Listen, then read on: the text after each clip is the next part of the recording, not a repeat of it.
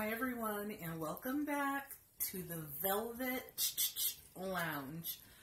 I wanted to just do a general video about nothing in particular, really, except for the first thing I want to do is give a shout out to Megan Mosher. That's M-E-G-A-N.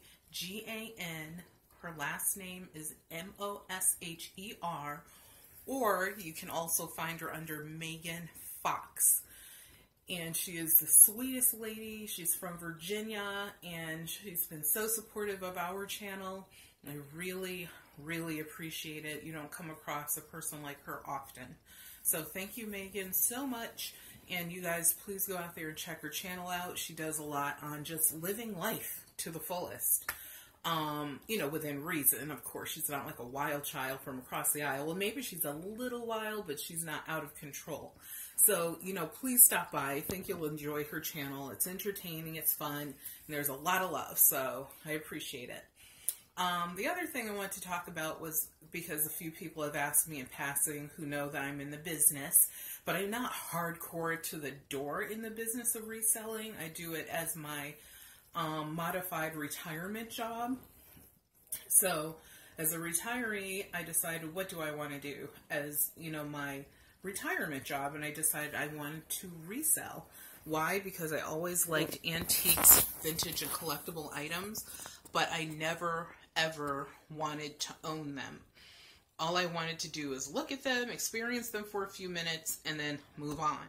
So I figured, hey, I come across so many cool things. Why don't I buy them or acquire them and turn them around myself? And so that's exactly what I do. I have been having a really, really good Q4. And Q4 is basically the last 3 months of the fiscal year. To me, Q4 really is probably the last 3 months of the fiscal year plus the first month and a half of the new year, because most people who are shopping like on eBay, for example, most of them are shopping probably up until now. From now until Christmas, there'll probably be a little bit of a slowdown, except for people who are promising to give a one-day turnaround and full returns and magic fairy dust and all sorts of things just to get a sale. But for most of us, it'll probably slow down, or if you're doing a good job, it'll probably slow down just a little bit right now. And then it will definitely pick up probably even on the 25th of December. And the reason why is people have gift cards and things. You know, it's really a shame that eBay did not push their gift card commercials more this year, because even I received an eBay, I want to say 2 eBay gift cards in the last probably 10 to 15 years. Hey, I used them to buy supplies, or if there was something out there I wanted, whatever. And I think that if they had did that, that would have pushed sales more after the holidays. But definitely after the holidays, you'll see more in sales, usually. Depends on what you're selling. I sell basically items that are antique, vintage, unique, or oddities, or even a few things that might be slightly inappropriate. Okay, or maybe totally inappropriate. But they have to fall into the antique, vintage, oddity, or collectible, like, slots categories. So we don't just go out and buy brand new things because they're inappropriate or because whatever. Most of the things, like I said, we sell are in those slots that I mentioned. So, like I said, we've been doing really well. We've had, you know, some big ticket sales. We've had some average sales, which are totally fine. Many of the things that we get, we have a secondary stream that we get items from. And from that secondary stream, we literally pay very little to almost nothing for every single item we sell.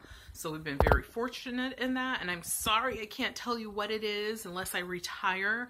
Well, I'm retired already, but I retire from doing eBay because I don't need the competition. Sorry, people, but I just don't. And who knows, one day I might actually go more full throttle and take on a business partner as well. Because that's our problem right now is capacity. I only have the capacity to do so much. My husband, he has the capacity to not do very much because he's not retired yet. He does help though, and so I appreciate the help that he does give. But you know, even if it was both of us doing this full time, we could literally probably take on like 2 or 3, I would use full-time, maybe part-time employees. But I'd rather, you know, take on a business partner if I ever did that, because I just know they're more invested in it. They would care more about it versus simply, I'm sorry, this sounds terrible, but collecting a paycheck. Because this, you know, the work they would be doing isn't something that is going to necessarily be a career builder. So I totally understand that. But anyway, you know, like I said, we've, a couple of the things I'll just tell you that we've been up to lately are, besides shopping for the holidays and decorating and stuff like that, we have been working in concert with a guy who we actually bring on to some of our projects. He's called us to reverse it and actually have us help him with some of his projects. And that has been amazing. Like, amazing. Like, you don't even know how amazing. And so when he works with us, he has like the same reaction. It's so good to work with people who have a certain mindset and who don't mind literally doing the work. It is so good. Everyone makes out in the end. There's profits for all. There's smiles for all. There's satisfied customers all over the place. And at the end of the day, everyone is going home happy. So we've been doing that, you know, some projects with him that in some of those projects, I would say most of them probably involved doing some version of a clean out, but kind of not really. I mean, one of them I would say is definitely a clean out, and that was one that actually took, I want to say, like, we went on the site maybe 3 or 4 times, and I know that they probably had been working at the site from beginning to end for at least like a couple of weeks, so that tells you like the volume that they were dealing with. And the most ironic thing is most of it probably would have ended up in a landfill. What are you gonna do? People need stuff done and they want it done now. And people have a lot of stuff, like a lot of stuff. It's crazy. I consider myself I will call myself a modified minimalist. I don't like a lot of stuff, and I don't want to see a lot of, like, I'm looking around my room now, I don't like to see a lot of stuff, but I also don't want to open up, a garage door or basement door or closet door or whatever door or cabinet and have stuff falling all over the place. Like, it's insane. But what are you going to do? Some of these people are of a certain era, so you kind of understand why they sort of put things away. They can't, you know, when you've lived through a Great Depression, when you're a person who came from very little and you scratched and worked your way up to, you know, whatever station you are in life currently or were previously, it makes sense when you put the whole picture together. You know, these picks have been relatively safe. Thank you to the gods. There have been no dead animals. There's been no animal matter. So I am extremely happy about that, because if you guys know me well enough, I don't do bugs, I don't do yucky, and I don't do deceased and rotting animals. And I also am an animal lover, so I don't want to, I don't want to see where animals are neglected or abused. And I know sometimes people have a lot of animals simply because they want to save them. They love animals, but they get to a point where they can't take care of all of them, and it's really sad, and I feel bad for those people, and I do not think they should be prosecuted. They need to be helped. It's different than someone who's out there abusing animals for their pleasure or just because they want to. That's a totally different situation. But like I said, thankfully through these pics, we haven't come across any of that. There were no toxic substances.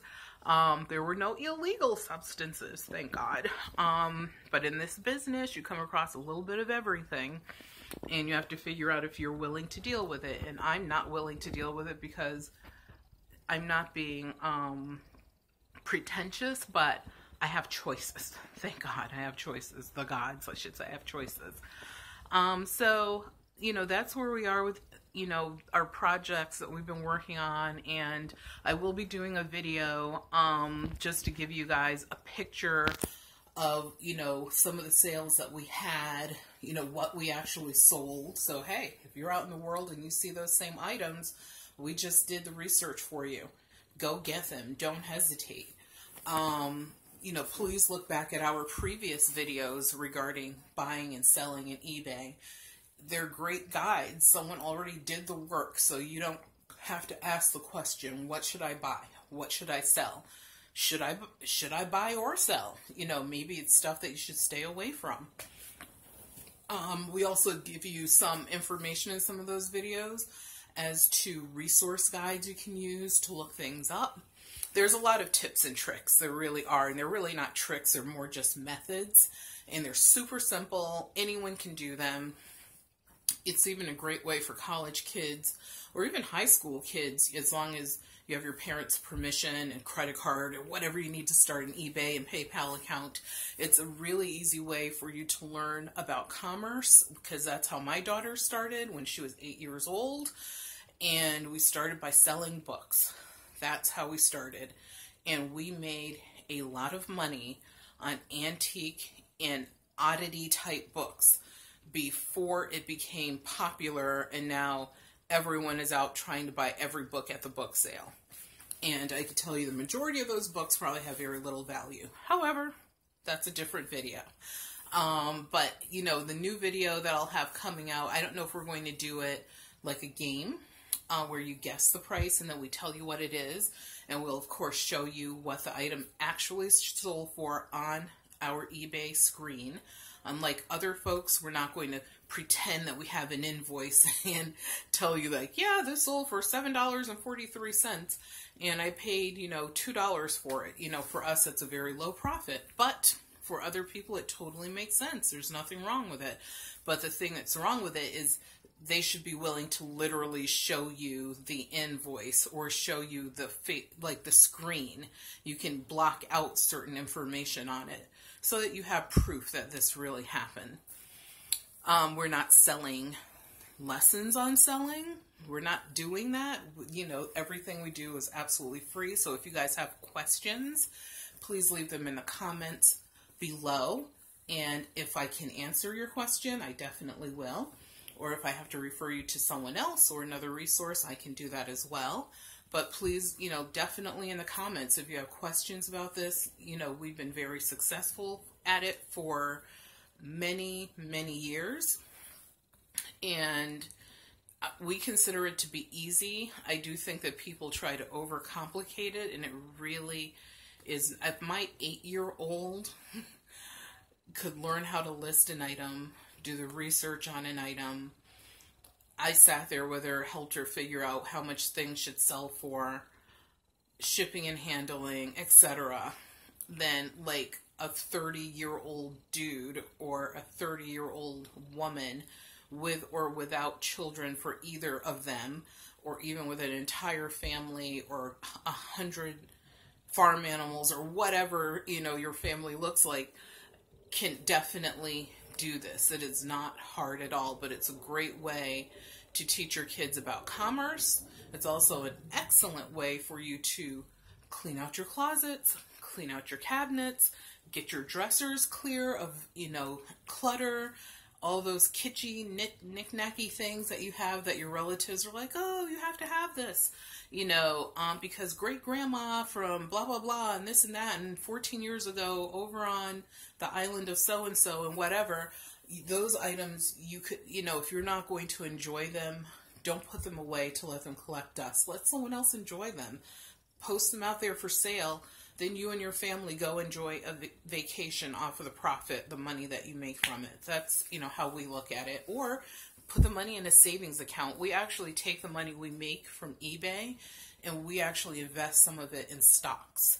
So we don't invest all of it, but we invest some of it in stocks. Some of it goes into, you know, different bank accounts that we have. And some of it sits in PayPal. You know, we have a certain limit that we're willing to keep in PayPal because there might be something, opportunity that comes along and we want to make sure that there's quick cash if we need it. You know, our eBay profits have paid our taxes and we have a relatively, like, decent house for sure. And, you know, Christmas shopping, that was all eBay funds. You know, car payments can be made from it. If you have childcare payments, you could do that. Like, you can look at eBay as, you know, an outlet to help you relieve some of your debt, if you will, or to help you increase your savings or your future retirement funds. You don't have to just look at it as, yay, now I have more money to spend on miscellaneous things. Or take a vacation. My grandmother always said it's all about the experience. So have experiences. She lived to be almost 100. She should know better than most. So I hope you all have a great holiday season.